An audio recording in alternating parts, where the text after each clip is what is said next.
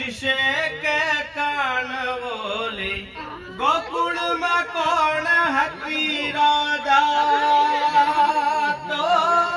શૂર જવાબ દઈશ માધા મથુરામાં કોઈ તને પૂછશે કે કાન બોલે ગોકુળમાં કોણ હતી રાધા તો શૂર જવાબ દઈશ માધા ખટરાણા પટરાણા કેટલાય હતા તોય રાધા રમતી તી સાત કોઠે